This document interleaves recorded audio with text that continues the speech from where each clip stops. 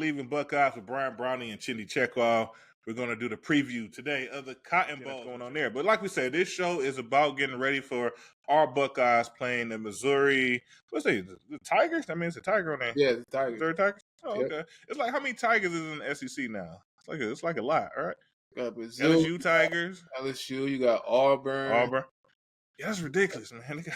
But Auburn, they say War Eagle. So Auburn, they so confused. They don't know if they want Tigers or Eagles, but I digress. Yeah. Right. Yeah, it's a whole other thing. But yeah, so we're playing Missouri. Missouri coming into this season, they had a really good season. They was 10-2 this year. Their only losses was to LSU, and the Heisman winner there in Jaden Daniels, and also to Georgia, a team that was ranked number 1 all season. So other than that, like kind of going through their scores, Missouri was pretty dominant in the SEC. What are you thinking about this Missouri team that we should be concerned about? Yeah, it's a very solid football team. I think a very well-coached football team. And it's weird I say that, but, when you watch college football today, you see some teams that just got a lot of talent and make a lot of mistakes, especially on the defensive side of the ball, but they may have the talent to win games. Missouri seemed like a team that plays sound, really, really sound football, and also has some talent. Man, that running back who was a walk-on at Missouri, a guy who was explosive. He put up crazy stats, crazy numbers. And they went toe-to-toe with every team in the SEC. They came up short versus LSU, who obviously had the Heisman winner at the quarterback position, and they came up short with Georgia, who was number 1 in the nation for most of the year. And outside of that, it wasn't much else. I mean, they had a couple other close games, but all in all, I mean, they had a really, really good year. Yeah, so like you said, really dynamic. They got a running back that averages over 6 yards a carry, over 1,400 yards on the season. I think that's a lot of yards in college football for a running back. And then their quarterback on top of that, he has close to 3,200 yards passing, which is an outstanding year, 66% on the completion rate. So Missouri's a dangerous team. Quarterback Cook, running back Schrader, might have butchered his name a little bit, but there's definitely some guys there, some talent there on that team that could really score some points. And like you said, they just kind of been in it all year. So, but going into this show, I mean, we really wanted to kind of highlight Missouri, talk about them a little bit, but obviously our Buckeyes, talk about our guys. So we got a very special show for you guys. We have 2 special guests that we're going to get on this afternoon, one on the offensive side of the ball, one on the defensive side of the ball. And both of these guys will play a lot coming into to next Friday. What was that? They play on the 29th, December 29th, when they kick this thing off. So thanks for tuning into the show. As always, subscribe to our channel, to our YouTube page, which is the Believe in Buckeyes. Subscribe to us on Apple, Spotify. We're on all the platforms there regarding the podcast. And Chip, one thing that the Buckeyes just must do if we're going to win this game, give it to them. They got to burn the boats. It's the burn the boats game. Devin burn the boats Brown. They gotta follow his lead and play some sound, tough football, and it's his coming out party. So let's see what he can get done. Show today, we got a very special guest, our first active player for the Ohio State Buckeyes. We got the running back Dallan Hayden joining the show this afternoon. How you doing? How you feeling? I'm doing good. Thank you for having me.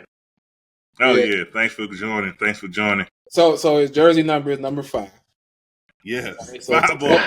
For those who don't know, if when you wear the number 5, your floor at a minimum, you're going to be special, right? And then maximum, the sky's the limit. So appreciate having one of the next great number 5 Buckeye players on the show. But go ahead, B. Yeah, man. So thanks for joining. We really we know you're busy, right? You're a student athlete. So times are always tough and busy and quick. You got a lot of places to be, and you took time to join our show. So we really appreciate it. So first off, obviously it's bowl season. You guys are getting ready to play Missouri in the Cotton Bowl here in a little under 2 weeks now. So how's bowl practice going? How's the team looking? How you feeling? Just give us a scoop. What's going on? I think, bowl practice has been going pretty good, we're getting after it, playing really hard, playing fast, and, just getting back to playing the game. So I'd say it's been a good month of preparation. So what a lot of people want to know, news has recently broke that Kyle McCord chose to transfer to Syracuse. So wish all the best to Kyle. But Yep. we know in the Cotton Bowl, Devin Brown is going to be the one leading the charge. Just to let everybody know, how is practice going for Devin Brown, and what are you expecting out of him coming up in this bowl game? Devin has had a really good bowl season. He provides energy. He makes really good throws, makes the right reads. So, I feel like, we trust Devin to go out there and do what he's supposed to do to get the job done. Yeah, it's kind of interesting though, right? I mean, he's going to the bowl season, and we know he's the starting guy, but really hasn't had a ton of playing experience for him. Obviously, you're supposed to be kind of redshirting this season, but we know you played more this season than he has. How does it feel? Does it feel like he has the control of the team, the command of the offense to go out there and really get the job done? Yeah, of course. Everybody, trusts whoever's back there taking the snaps. Everybody has trust in Devin, so we feel like Devin will get the job done. So, now go ahead, B.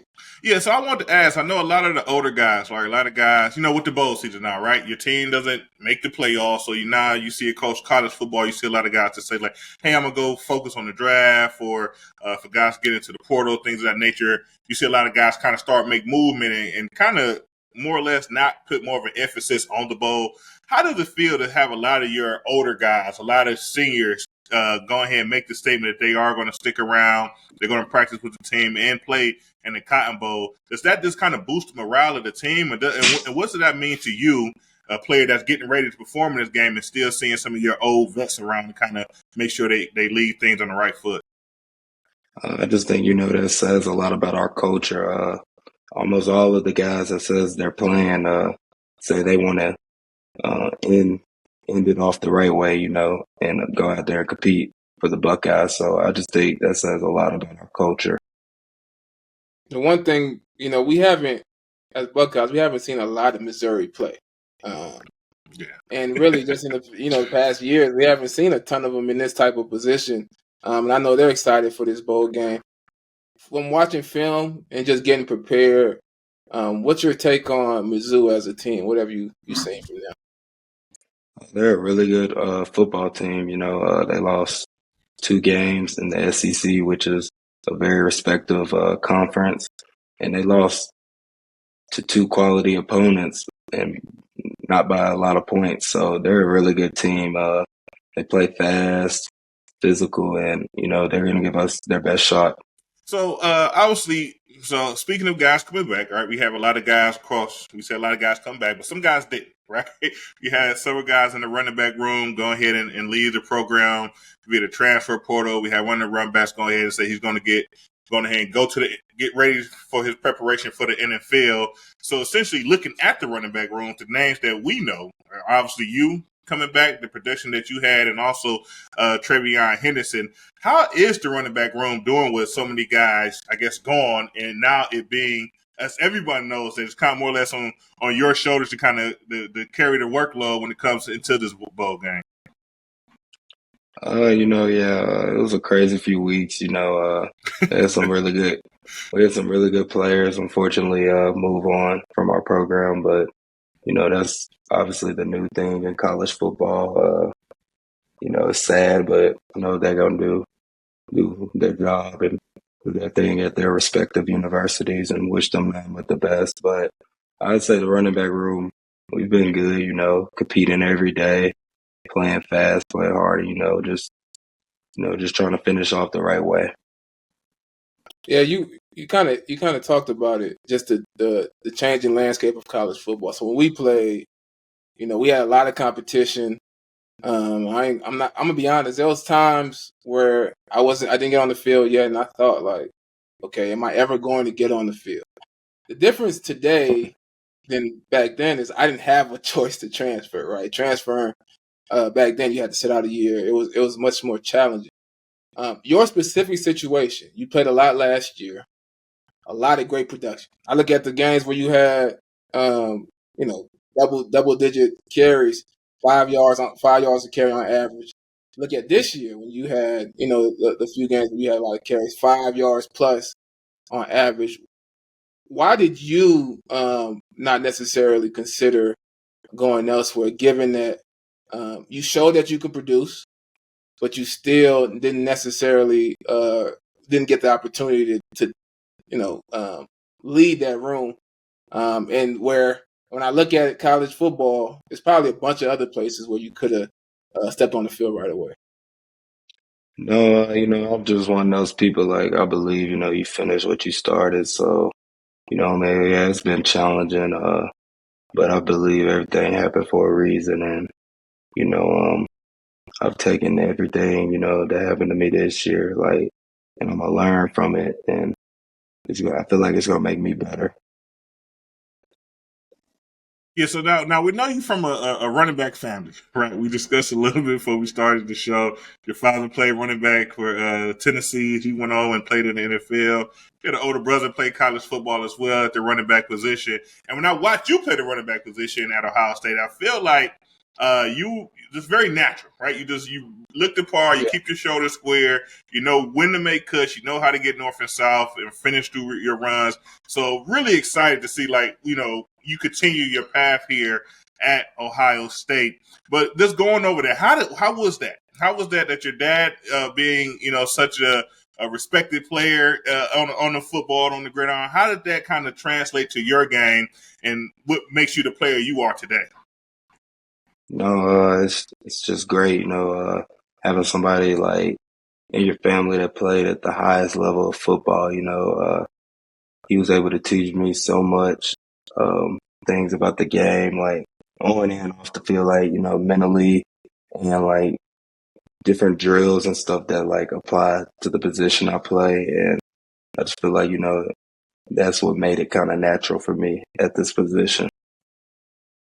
So, we watched every game from start to finish. And it seemed like earlier in the year there was some challenges running the ball, and we couldn't figure it out. Right? We're thinking, is it, how it is when people watch games, they like to place blame, but to us it was more of a team thing. Like there had to be some improvement across the board. Right. Just asking the player, just wanted to get more insight.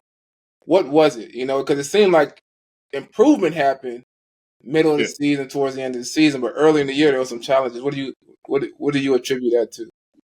I mean, we had a few new faces like in key parts of the offense, but we knew over time it would, as the season got longer, it would get better, and that's exactly what happened. So, it was just guys, getting used to playing certain spots, getting used to like different schemes and stuff. So I feel like, as the season got longer, we got better, and I'm pleased with how we finished compared to how we started.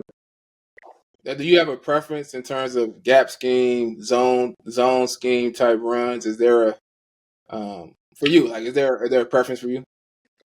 I mean, I like, both, because as a running back, you gotta be able to run all kind of schemes, but I probably fit better with gap schemes. But yeah, I like any type of scheme, to be honest.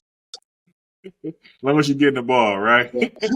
Yeah, of course, Right. Got a special guest for you guys this evening. We have one of the top quarterbacks in our hearts for the Ohio State Buckeyes, Jordan Hancock. How you doing, man? Doing good. I'm doing good.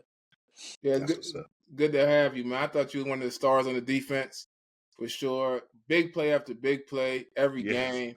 And what I liked about it is, we as corners, obviously everybody expects us to cover.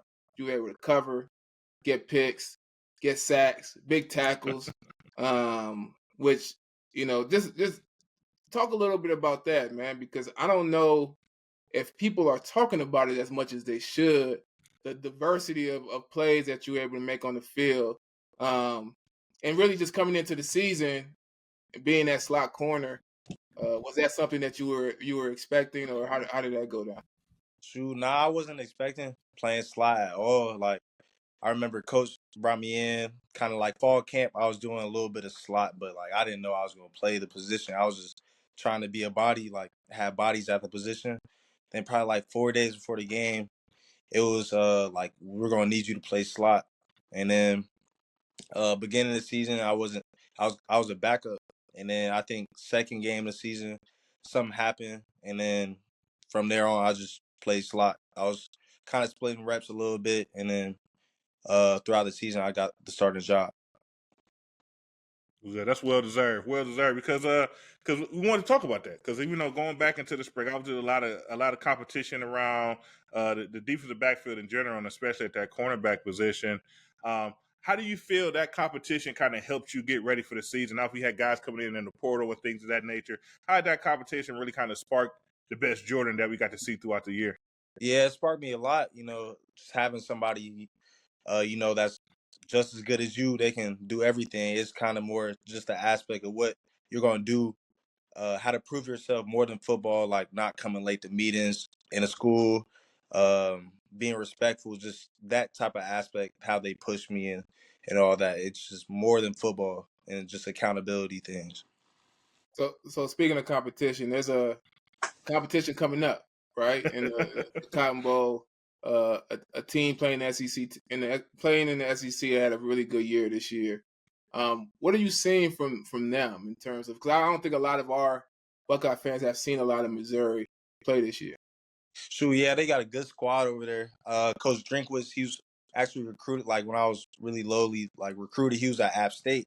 App State was Mm-hmm. winning a lot of games. Now he's over at Mizzou, and he turned the program around for real. They got a dynamic running back. I think he's a former walk-on, but he can take to the crib any play. They got a dynamic slot receiver, and they got a good outside receiver too. So we're gonna have our hands full that game. That's good. So going into it, obviously, going to the bowl game, there's a lot of things going on, right? Guys deciding to play, guys deciding not to play, things of that nature. What does it mean to you that a lot of a lot of the vets on the team have just made the decision that they are going to stick around, they are going to play in the Cotton Bowl before essentially making a decision on how they plan on going in their future? How does that feel around the facility? Sure, it feels good.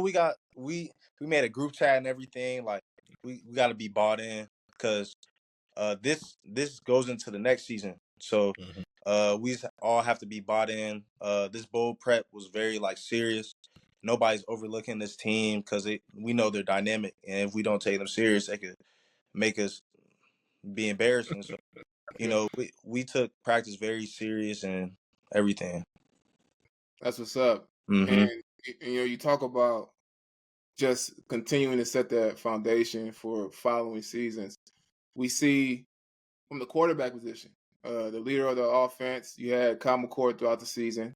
Kyle McCord has moved on.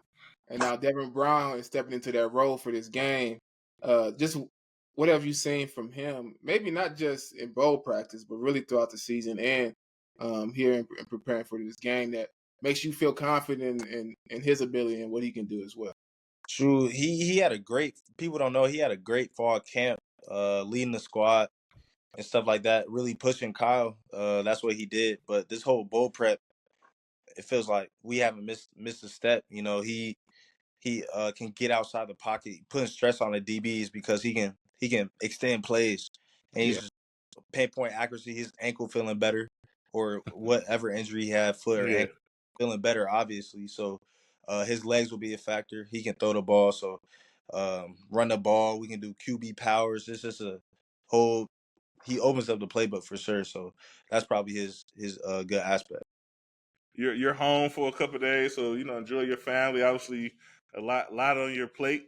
Big game coming up, and then how the off season. We all know football is the fun part, right? Then you get to this off season, you got to do all this work here. Hey, off season. Yeah, the off season crazy. Our off season crazy. Like the football right now is the easiest part for sure. Like Yeah. for sure. Yeah. Off season. Y'all was doing them team up north push ups and all that, or nah? No, we had different coaches, but yeah. we had different guys. So yeah, when we Y'all played, we had Tressel. and we did this different stuff, man. We ain't Yeah, had Coach Mick. we pushed sleds and Yeah, pushed that. cars. You know, we pushed the car, the truck, Yeah, the all kind of van, stuff. whatever. We Yeah, all season was kind of like military themed training and stuff like that. It actually make you feel like you in the Navy SEALs. Like, yeah. It's like it used to be like I can't wait for football to happen. Yeah, that's Right. Can't wait to spring. Right. Yeah.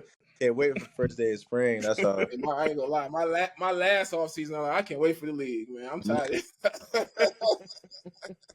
I'm tired of this, man. Yeah.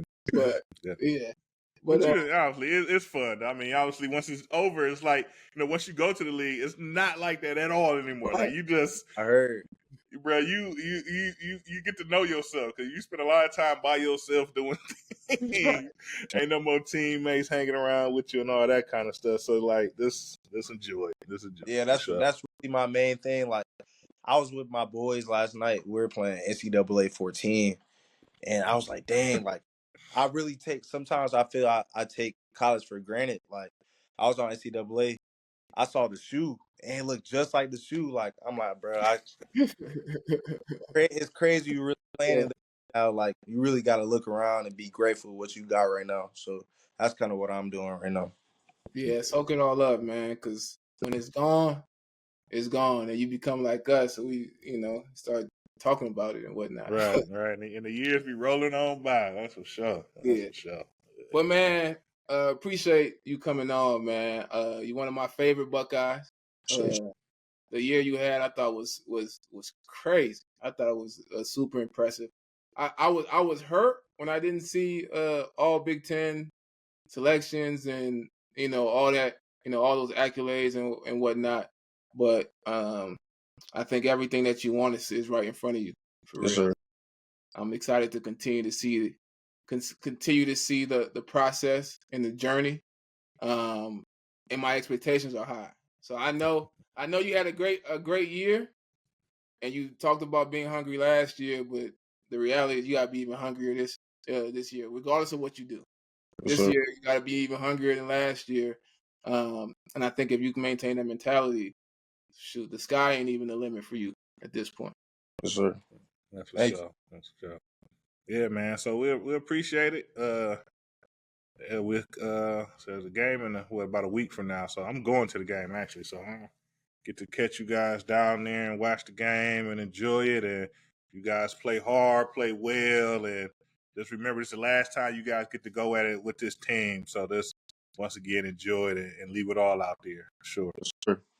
Hey, let's get an OHIO, man, because Dallan. Oh yeah, man. Dallan act like he up. never heard of OHIO before. He was like, "Oh yeah, the one thing the fans be doing." So I'm just gonna yell out OH. You hit us with the IO, and then we'll just wrap it on now. So we're gonna end this up with an OH. IO. IO. IO. Go Bucks, baby. Go Bucks.